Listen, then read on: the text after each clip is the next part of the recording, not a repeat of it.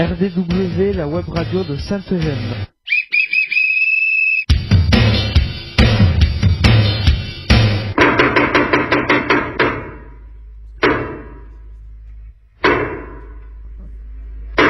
RDW, la web radio de Sainte-Eugène.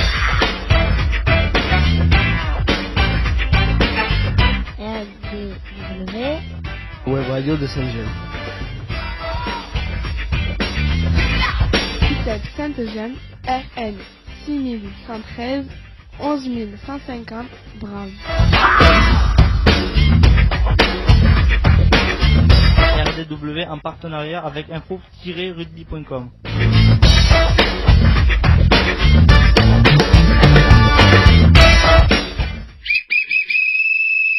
Bonjour et bienvenue sur RDW, la web radio de Sainte-Eugène, en partenariat avec notre hébergeur info-rugby.com.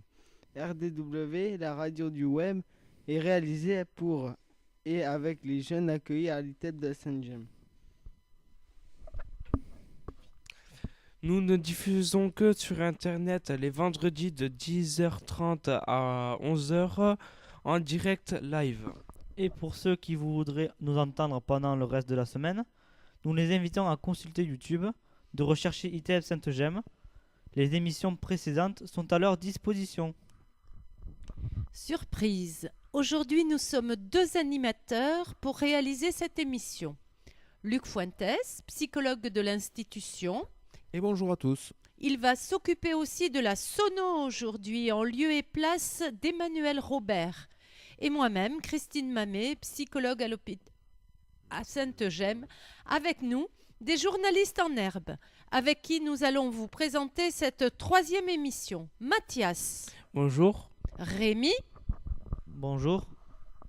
Et Florian. Bonjour. Nous excuserons Laurie qui est en stage, Dylan et Greg qui sont au festival de la caricature à Castel. Allez, tout de suite, comment écouter notre émission en direct par Mathias? Comment écouter l'émission en direct? Donc info-rugby.com live feeds-1, choisir US Carca, appuyer sur play. RDW, la web radio de Sainte-Eugène. ITEP Sainte-Eugène, RN 6113 11150 Bram. RDW en partenariat avec info-rugby.com.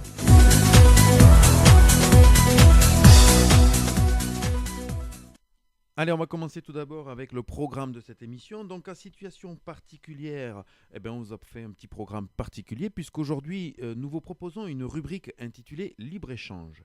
Libre-Échange, c'est quoi? C'est un espace de parole sur un thème donné qui peut aboutir sur un apport de connaissances et un débat entre nous, avec nos petits reporters en herbe. Aujourd'hui, nous allons parler d'écologie. RDW, la web radio de Sainte-Eugène. ITEP Sainte-Eugène, RN 6113 11150 Bram.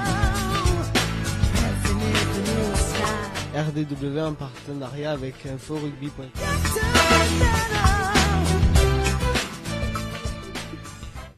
Et oui, notre thème de ce matin, ça donc va être l'écologie. Tout d'abord, une petite mise au point. Dans cette web radio, nous ne parlons bien sûr pas de politique, même si sur le fond, on ne peut pas toujours éviter la politique. Mais aujourd'hui, nous allons parler de l'écologie plutôt dans une acception, on va dire, une conception philosophique. Voilà. Alors, on va vous présenter un petit peu qu'est-ce qu'on entend par écologie. Et Monsieur Florian va vous parler un petit peu du côté étymologique. Qu'est-ce que ça veut dire ce mot, Florian? Ça veut dire loikos. Oikos. Qui veut dire quoi en grec? Maison, foyer, logos et logos. Connaissance. Qui est la connaissance. Alors en fait, si on coupe donc ce mot en deux, oikos et logos, qui donne écologie, c'est la connaissance du foyer, c'est la connaissance de la maison. Et comme notre maison, c'est la planète Terre, on va dire que c'est la connaissance de la planète. Mais ce concept a aussi une histoire. On n'a pas inventé l'écologie comme ça. Rémi, est-ce que historiquement, tu peux m'en dire quelque chose, s'il te plaît? Oui, tout à fait. L'écologie remonte au Moyen-Âge. mais c'est le naturaliste Ernest Haeckel qui lui donne en 1866 sa première définition qui se nourrit de botanique, de chimie, de géographie, de génétique, etc. De la science quoi. L'écologie, c'est l'étude des milieux, de la flasque d'eau à la planète entière. Mais cette science devient rapidement une idéologie, bien souvent une idéologie politique, notamment au XXe siècle à la faveur de l'urbanisation et de l'industrialisation de l'Europe. L'écologie devient alors une question environnementale, technique, scientifique, sociale, morale, économique, politique et philosophique. Merci beaucoup pour ces informations. Et en tout cas, il résume très bien ce dont nous voulons parler ce matin, à travers de l'écologie. C'est bien de l'aspect social, moral et philosophique en tout cas. Et pour ça, on s'est posé quelques petites questions et nous allons en débattre un petit peu avec nos journalistes. Alors on y va avec Christine pour cette première question. Alors, est-ce que la planète Terre, pour vous, va de plus en plus mal ? Alors, qui c'est qui veut commencer? Mathias, peut-être. Alors, est-ce que la planète Terre va de plus en plus mal, d'après toi? Oui, un peu, ouais.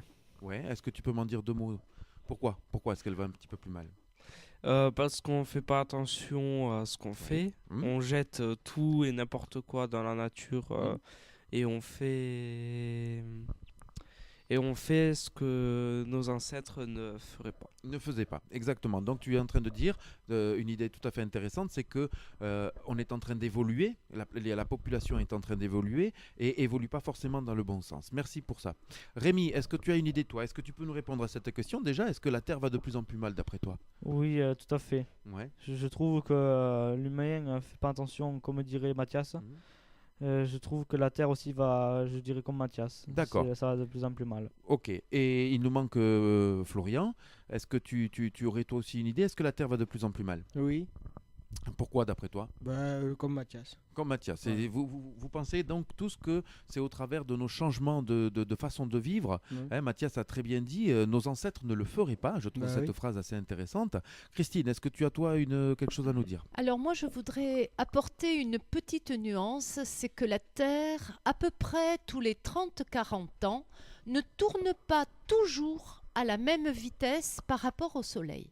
Et quand elle ne tourne pas toujours à la même vitesse, eh bien, il y a des conséquences pour la Terre et on s'est aperçu qu'il y avait des tremblements de terre plus fréquents 5 ans après le ralentissement ou l'accélération du tour de la Terre. Ce sont des scientifiques qui nous disent ça. Donc effectivement, je crois qu'on est de plus en plus nombreux, donc on pollue davantage, on respecte moins la nature, mais je crois que la Terre a son propre devenir à elle et que la fonte des glaces ou autre chose sont aussi en partie dues à son système personnel et pas qu'à la pollution de l'homme. Par contre, nous sommes très très nombreux. L'espèce qui devient de plus en plus nombreuse pour la Terre, c'est insupportable et je crois qu'à ce moment-là, il faut qu'on prenne chacun notre responsabilité. Alors, Christine vient de dénoncer quelque chose d'assez intéressant et elle nous amène vers un thème qui m'est cher en tout cas, qui est le thème de la pollution. Est-ce que quelqu'un peut nous donner Tiens, Florian, peut-être tu pourrais nous donner une définition de la pollution. C'est quoi pour toi la pollution? Même si c'est pas le dico. Quand on dit le mot pollution, ça veut dire quoi pour toi? Je sais pas trop. Tu sais pas trop? Eh bien écoute, on va essayer de te donner quelques idées. Rémi, est-ce que tu as une idée? Alors je veux pas une idée de dictionnaire, hein, c'est juste ce que vous pensez. Qu'est-ce que ça veut dire polluer la Terre? Les voitures. Voilà, Les tu vois véhicules. là, Florian, voilà par exemple la pollution, c'est les voitures. Tu vois que tu sais, Florian. Rémi, on revient à toi. Est-ce que tu as une autre idée sur de la pollution? Qu'est-ce qu'on entend par là? Jeter les déchets dans l'océan, par exemple. Complètement d'accord avec toi. Complètement d'accord.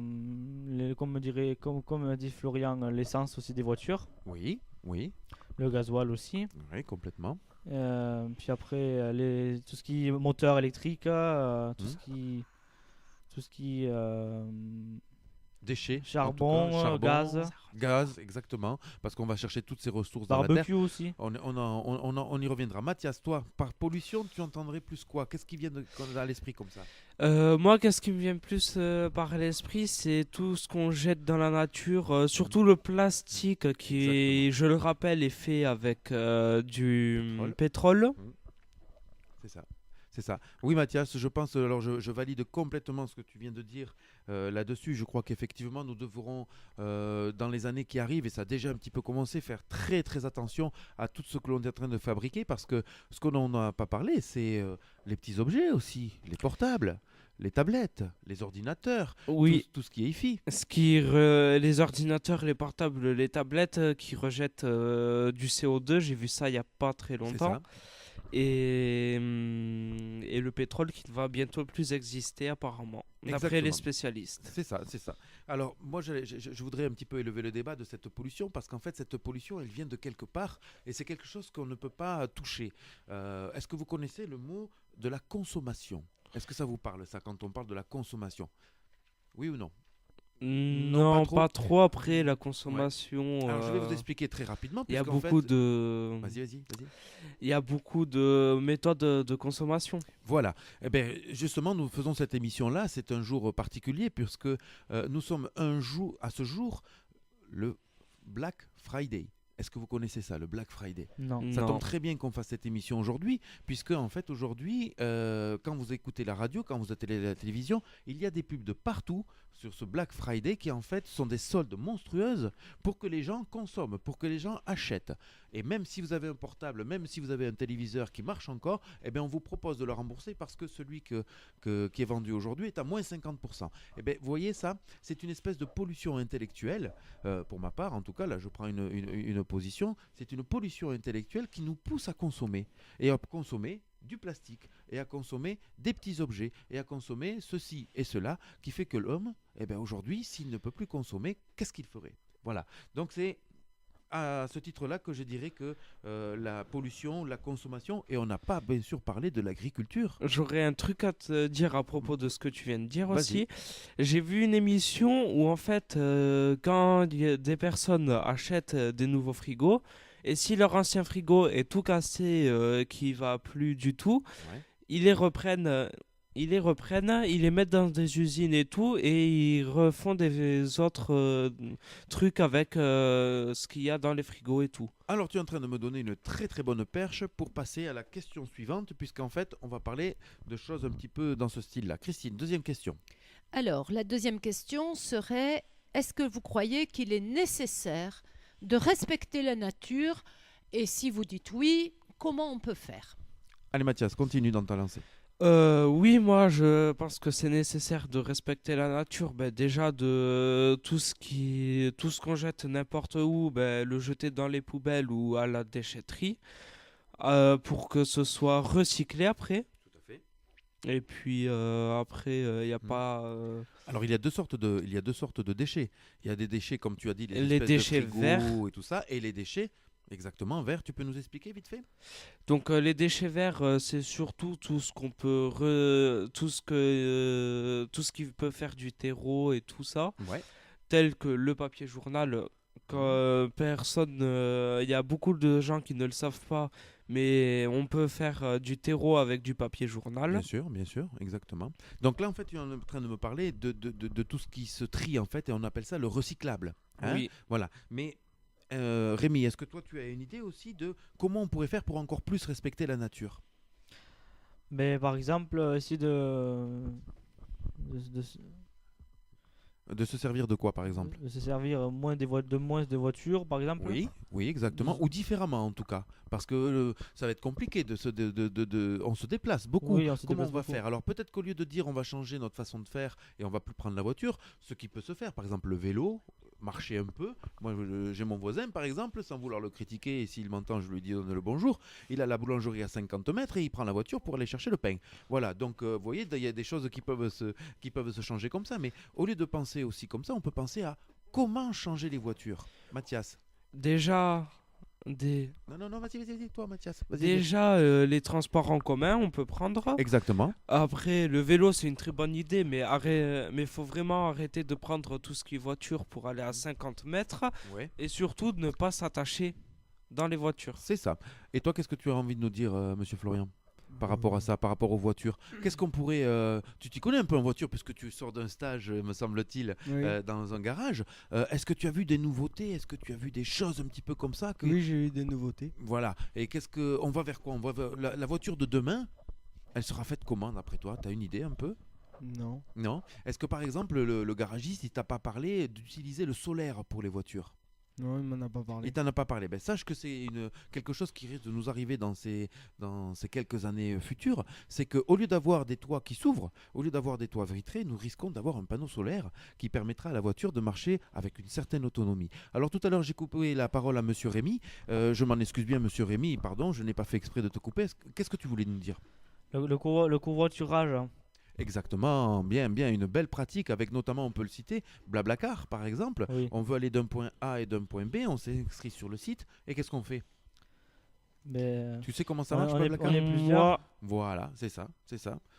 On remplit la voiture à plusieurs Oui. et en fait, on diminue le coût, Oui. l'argent qu'on va dépenser pour se déplacer, puisqu'on sera plusieurs. On va, au lieu, admettons, si c'est 100 €, eh ben, ce sera 100 € divisé par 3, par 4, selon le nombre que l'on est. Oui. Voilà. Hein, impeccable. Est-ce que Mathias tout à l'heure il a parlé de faire du terreau, alors donc les déchets peuvent être alimentaires, c'est-à-dire par exemple si je veux plus mon pas de pâtes, au lieu de le mettre à la poubelle, où est-ce que je peux le mettre? Alors tu passes le micro parce que c'est la bonne réponse, Monsieur Florian. Dans le compost. Alors le compost, est-ce que tu sais ce que c'est un peu le compost? Tu pourrais nous le préciser? Pas trop, mais... Pas trop. Alors là, je fais un appel à Madame Laplace de l'UP4 qui, j'espère, viendra un jour et nous l'inviterons pour travailler spécifiquement toutes ces petites méthodes qu'il existe, qu'il est très facile de faire pour nous, les humains, pour respecter la nature et qu'enfin cette pollution et qu'enfin la planète aille mieux. Christine, on passe à une troisième petite question, s'il te plaît. Alors, chaque citoyen peut faire peut-être un petit quelque chose pour la planète. Au niveau donc de chacun des citoyens, est-ce qu'il y a des solutions? Alors Mathias, je t'écoute.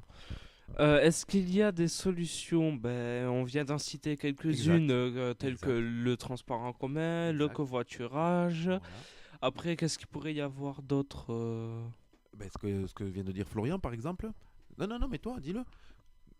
Qu'est-ce qu'il a dit tout à l'heure? On a parlé du compost. Oui, du compost. Hein, du compost. Après, j'ai vu une émission où les voitures pourraient peut-être être conduites par elles-mêmes, Oui. avec des capteurs un peu partout autour. C'est ça. Très bien. Rémi, tu avais quelque chose à nous dire de plus? Oui, les animaux tels que les poules qui mangent les déchets.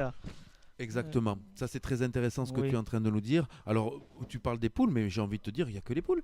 Non. Non. Les- Le cochon, les les moutons, cochons, en les fait, tout ce qui est de la La basse-cour. chèvre aussi, je crois. Et les Il y a chèvres. tous les tout ça. animaux. Hein. Exactement. Alors ça, on va y revenir tout à l'heure parce que on va faire une petite présentation par rapport à nos études pour avoir eu ce débat. Mais effectivement, il y a ça. Il me manque quelque chose quand même qu'on n'a pas cité ici parce que, allez, pour aider la nature, moi je crois qu'il faut savoir et comprendre comment elle vit la nature. La nature, elle est faite de quoi? Dans le ciel. De soleil. De soleil, je te remercie. Il est fait de quoi? Quand les arbres De l'air. bougent. De De l'air, l'air, donc du on vent. va dire du vent. Et De l'eau. de l'eau, et principalement même de l'eau. Et il va falloir trouver des idées à partir de ces éléments naturels pour inventer le monde de demain. Par exemple, avec le vent, qu'est-ce qu'on a fait déjà? Qu'on met sur les mers. Allez, vas-y, dis-le. Les éoliennes. Des éoliennes, exactement. Qu'est-ce qu'on met sur le toit des maisons? Des panneaux solaires. On met des panneaux solaires, effectivement. Et alors là, une question un petit peu plus compliquée parce qu'elle se voit beaucoup moins, mais avec l'eau. Qu'est-ce qu'on arrive à faire avec l'eau? Des roues à eau. Alors, exactement. Et pour qu'il y ait la roue à eau, qu'est-ce qu'on fait?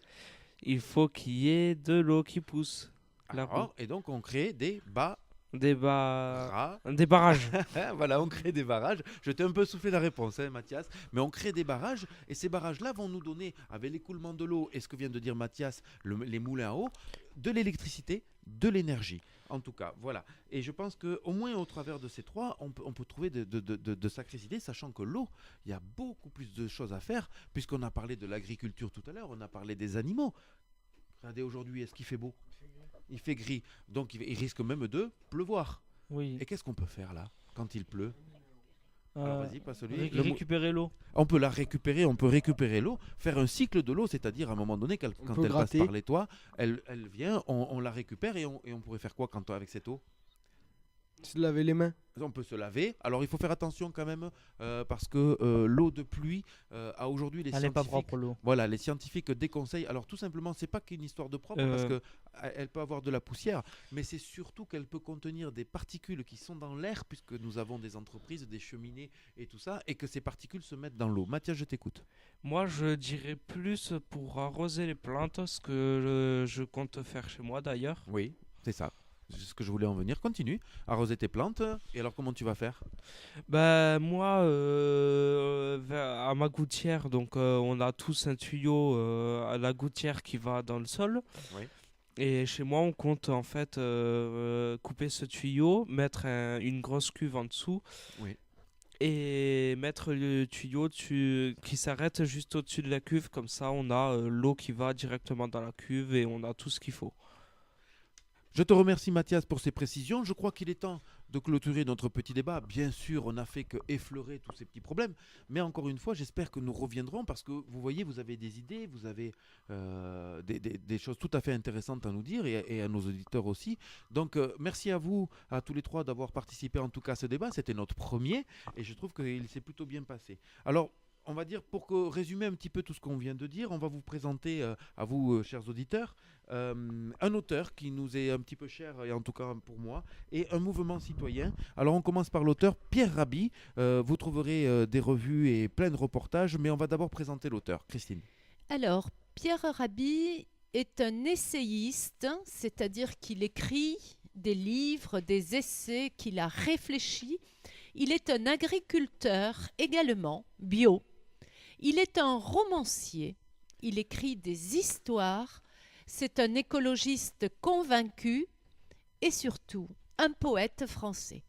Il s'est engagé pour le développement de pratiques agricoles qui prennent en compte l'environnement et qui préservent les ressources naturelles. À aujourd'hui, il est devenu, comme l'on dit, une figure représentative du mouvement politique et scientifique de l'agroécologie en France. Alors, est-ce que tu peux nous expliquer vite fait ce qu'est l'agroécologie? Alors, l'agroécologie, c'est un concept utilisé en agriculture et en agronomie qui, selon l'usage, peut désigner une discipline scientifique, un mouvement social ou un ensemble de pratiques agricoles. Pierre Rabhi est le fondateur d'un mouvement parce que tout seul, eh bien, c'est difficile de faire vivre les idées. Et donc, il est le fondateur d'un mouvement Colibri. Et on appelle cet homme un paysan philosophe. Oui, alors en fait, c'est même lui qui se décrit un petit peu comme ça au travers de tous ses ouvrages. Mais moi, je me suis demandé d'où venait ce mot, on parlera après du mouvement colibri. Mais pourquoi avait-il choisi ce mot colibri? Puisque le colibri, c'est un petit oiseau. Et je pense que Florian va pouvoir nous raconter effectivement une fable, la fable du colibri. Et en fait, c'est une légende amérindienne. Est-ce que tu peux nous la raconter, Florian, s'il te plaît? Un jour, dit la légende, il y a eu un immense incendie de forêt. Tous les animaux terrifiés, atterrés, observaient impuissants le désastre. Seul le petit colibri s'activait, allant chercher quelques gouttes avec son bec pour les jeter sur le feu. Après un moment, le tatou, agacé par cette agitation dérisoire, lui dit « Colibri, tu n'es pas fou, ce n'est pas avec ces gouttes d'eau que tu vas éteindre le feu. » Et le colibri lui répondit « Je le sais, mais je fais ma part. » Ah ben j'adore ton intonation parce que c'est vraiment ça l'essence même de cette fable. C'est effectivement que si chacun fait sa part, on peut arriver à surmonter les problèmes. Voilà. Alors, de cette fable et de ces rencontres, Pierre Rabhi en a fait un mouvement qui s'appelle le mouvement des colibris. Est-ce que tu peux nous en dire une petite définition? Alors elle est très sommaire, elle est un peu caricaturale, mais Mathias va vous l'expliquer.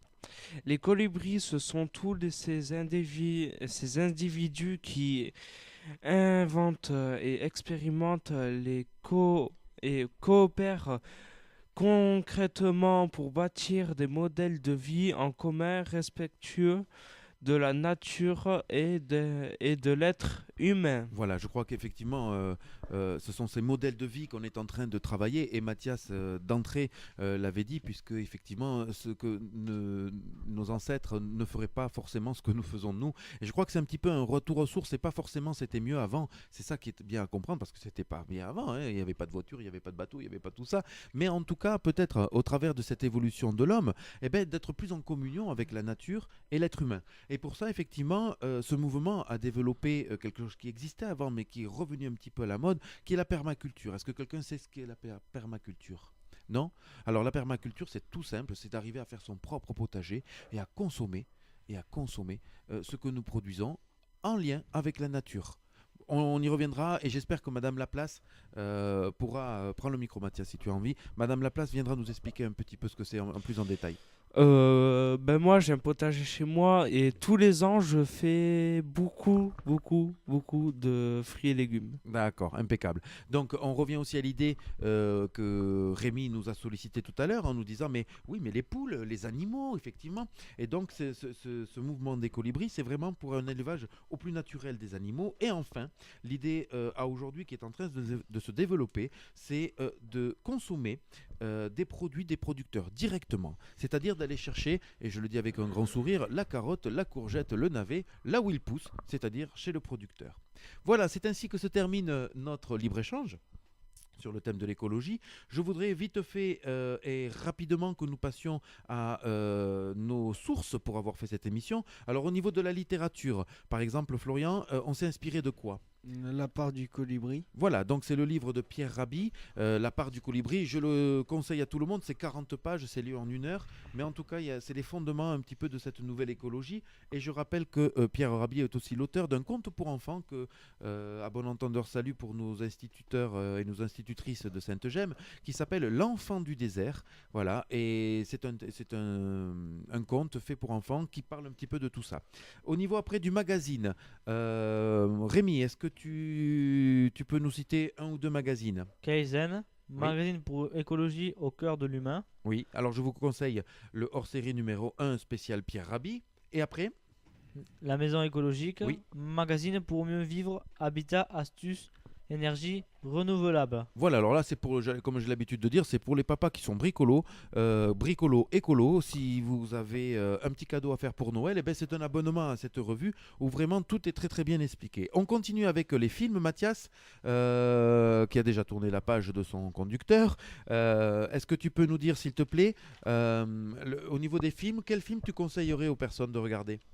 Céline Dion. Non, pas Céline. C'est dommage, c'était pas mal. C'est Cyril Dion. Cyril Dion. Et son film s'appelle comment ? À montrer dans... Où ça là ? Là où je te montre avec le doigt. Film de demain. Voilà, c'est ça. Le film s'appelle Demain. Et je le conseille aussi à montrer dans toutes les classes pour des jeunes comme nous avons là, pour l'UP3 ou pour l'UP4, parce que c'est vraiment un film à montrer pour demain. Et au niveau de la musique, monsieur Florian, qu'est-ce que tu nous conseillerais ? Le chant des colibris. Voilà, alors c'est 40 artistes, dont M par exemple, Mathieu Chédid, la famille Souchon, Trio, Tété, Zaz et d'autres qui poussent la chansonnette etc. pour fédérer le plus d'hommes et de femmes aux valeurs écologiques des colibris. Ainsi s'achève notre débat. Nous allons passer à l'actualité.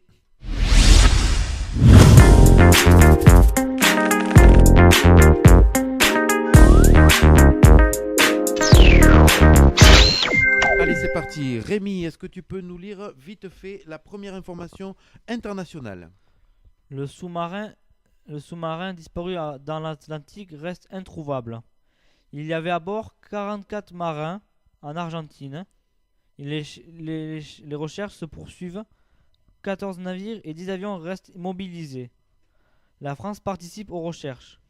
Autre information ? Une pollution radioactive a été détectée en Europe par les services météorologiques. La source exacte de la pollution n'est pas connue. Allez, on passe aux informations nationales. À toi, Rémi. À Toulouse, la circulation sera restreinte lundi pour les véhicules les plus polluants. Je crois, Christine, que tu vas nous parler des Restos du Cœur. Pour la 33e année, les Restos du Cœur ont prévu de distribuer entre 130 et 140 millions de repas cette année. Ils vont être distribués par 2085 centres et antennes de l'association. On passe aux informations locales. Pour la 4e année, des associations audoises organisent une collecte de sacs à dos remplis d'affaires pour les personnes sans abri. Oui, et qu'est-ce qui se passe en 2017 dans une autre rubrique? En 2017, de gros travaux ont été réalisés dans les collèges du département. En 2018, ils se poursuivront à Castelnaudary. Oui. Allez, on passe maintenant... alors attendez, parce que je suis un petit peu perdu. Ça y est, j'y suis avec les manifestations culturelles par Christine, s'il te plaît.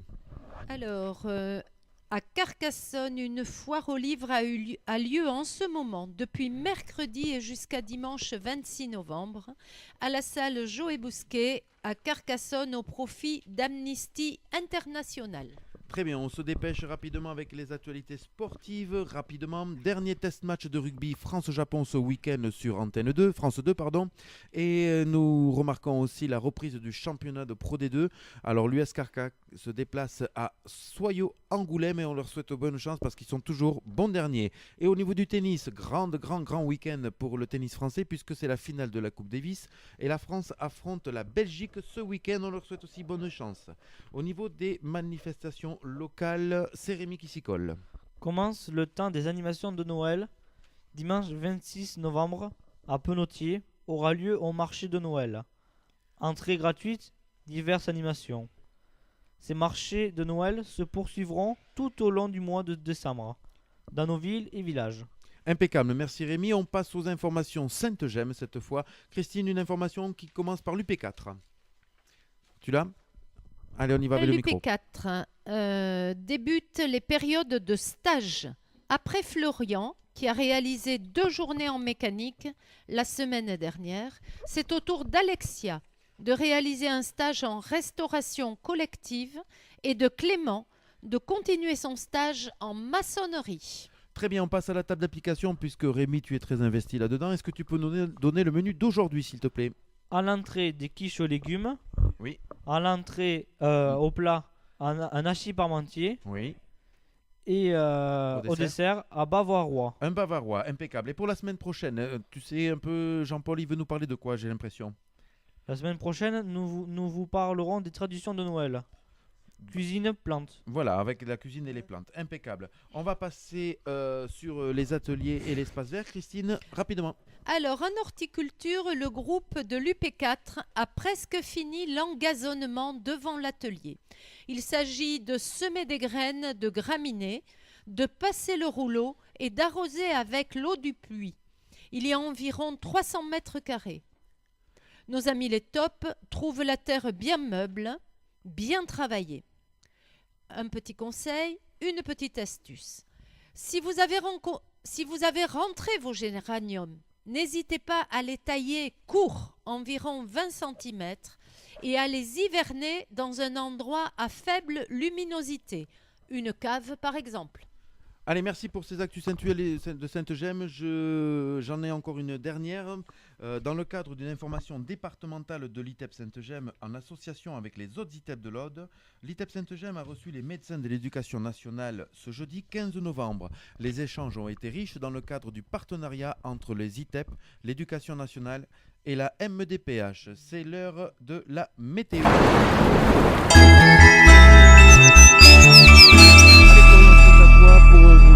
Ce vendredi, s'il te plaît. Alors, vendredi, nuageux avec de faibles averses. Oui. Le matin, il sera 9 degrés jusqu'à 16 dans l'après-midi. Oui. Après le week-end, samedi, même temps qu'aujourd'hui, température de 3 à 11 degrés. Et dimanche, timide éclaircie avec les températures en baisse. Il fera 1 le matin et 10 maximum dans l'après-midi. D'accord. Je te remercie. On va passer. RDW, la web radio de Sainte-Gemme. ITEP Sainte-Gemme, RN 6113, 11150 Bram.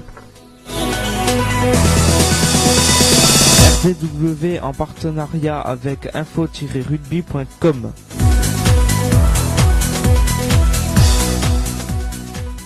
Ainsi s'achève notre 3e numéro sur RDW. On espère que vous avez pris autant de plaisir à nous écouter que nous à réaliser cette émission. N'hésitez pas à faire découvrir notre émission. Parlez-en à vos amis, à votre entourage. Et comment écouter l'émission ? Comment écouter l'émission? Donc, allez sur votre barre de recherche, mettez info-rugby.com/livefeeds-1, choisir USKRK, appuyez sur play, comment réécouter l'émission ou l'écouter en différentes YouTube, tapez ITEP Sainte-Gemme. N'hésitez pas à laisser vos commentaires. Avec info-rugby.com, c'est des matchs Pro D2, 15 de France, Top 14, Fédéral 1 en direct. Et nous nous retrouverons la semaine prochaine, vendredi à 10h30 sur info-rugby.com pour de nouveaux reportages et interviews. Il est temps de saluer nos auditeurs, Mathias. Salut. Rémi. Merci de nous avoir écoutés. Au revoir à tous. Et Florian. Merci, au revoir. RDW, la web radio de Sainte-Gemme.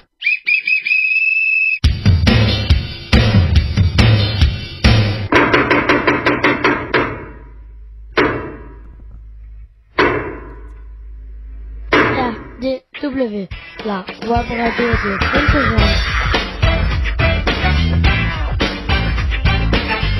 RDW, Web radio de Sainte-Gemme. ITEP Sainte-Gemme, RN 6113, 11150, Brave. RDW en partenariat avec info-rugby.com.